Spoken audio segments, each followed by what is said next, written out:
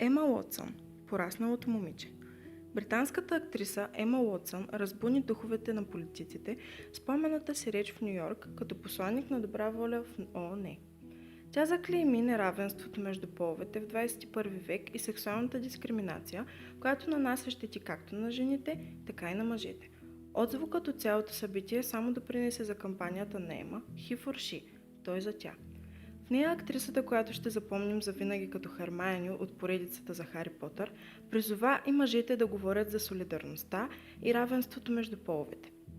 He for She получи невероятно широк отклик сред мъжете по цял свят. В нея се включиха политици, държавници и знаменитости като принц Хари, Барак Обама и Бан Ки Мун. Алек Уейк е бежанка от гражданската война, Южен Судан, избягала в Лондон през 1985. Там тя бързо се превръща в международен супермодел. Уейк е първият африкански модел, който се появява на кориците на водещи модни издания. Встрани от модата и красотата, тя посвещава времето си на кампании за бежанци, които води по целия свят. Малала Юсуфзай. Изстрелите не можаха да я спрат.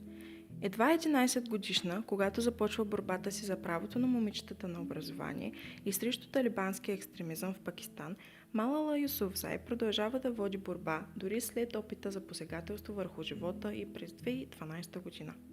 През 2013 година Малала става най-младият носител на наградата Сахаров в историята, като с речта си посвещава отличието на незнаните герои на Пакистан и се застъпва за правото на всяко дете на образование. Много деца нямат с какво да се хранят, нямат вода за пиене. Има и деца, които отчаяно жадуват да получат образование. Обезпокоителен е фактът, че 57 милиона деца са лишени от образование. Това трябва да разтърси съзнанието ни, казва Малала пред представителите на 28 държави в претъпкания Европейски парламент. Сана Марин – купунджийката пример, която създава история и скандали. Най-младото лице заемало някога поста на министър-председател на Финландия. Преди да застане начело на държавата на 10 декември 2019 година, тя е министър на транспорта и комуникациите в правителството на Анти Рине.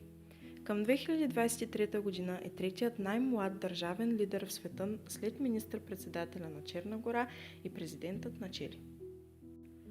Анджелина Джоли – актрисата, която се превърна в активист. Най-красивата жена на света е много повече от едно красиво лице. Анджелина Джоли – американска актриса, режисьор, носителка на Оскар, филантроп и посланник на добра воля към ООН. Тя също така е и майка на 6 деца. Обикаля света като участник в благотворителни акции и предлага подкрепата си на онези, които имат нужда. В тинейджърските си години Анджелина е преживяла епизоди на депресия. Тя се е чувствала изолирана в гимназията сред децата на някои от най-богатите семейства в района, докато с майка си са оцелявали с доста по-скромен доход. Съучениците й са се подигравали заради това, че била изключително слаба, носила очила и метални скоби на зъбите. Било й е трудно да се свързва емоционално с други хора. Днес Анджелина Джоли е сред най-скъпоплатените актриси в Холивуд. Ким Юн А – ледената кралица. Ким Юн А е първата фигуристка, която някога е печелила всяко голямо международно състезание, а именно Олимпийските игри, Световното първенство, шампионата на 4-те континента и финалът на Гран При. В допълнение е първата фигуристка, която някога е завършила супер големия шлем в кариерата. В резултат на многобройните си постижения, тя често е наричана Куин Юна, кралица Юна, от различни медии по света. По време на цялата си кариера, Ким никога не е завършвала състезания извън подиума. Поради нейната артистичност и музикалния усет, грациозни умения за пързалене с кънки, изключителна скорост и плавност, последователност, качество на нейните технически изпълнения, скокове, тя се смята за най-великата жена в категорията синглс на всички времена. Ким получи и висока оценка за усилията и за възстановяването на Хаити, Япония и Филипините. Елена Петрова. Явлението в киното, която не е завършила надвис. Когато Джина Лоло Бриджида я вижда в Козият рог 2, я сравнява с Ингрид Бергман в За кого бие камбаната. Тогава Елена Петрова е само на 17 години. В Москва актрисата получава престижна награда за главна женска роля.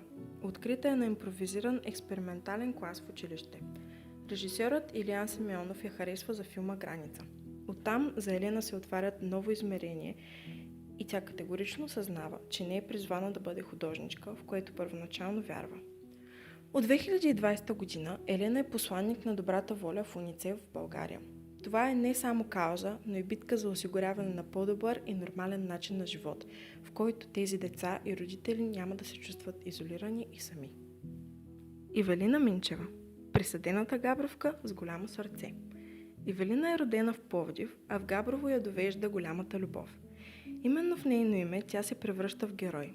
Ива е истинско доказателство за това, че силата, волята и вярата на човешкото сърце е несломима. И той е най-неизчерпаемия източник на чудеса.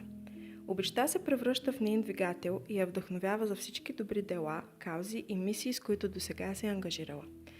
Днес тя е един от най-активните габровци и ежедневно подарява частица от себе си на хората, които са около нея. Тя е незаменима част от екипа на терапевтичен център Свети Илия, пример, доказателство и творец на едно по-добро бъдеще, надежда, шанс и смисъл за всеки.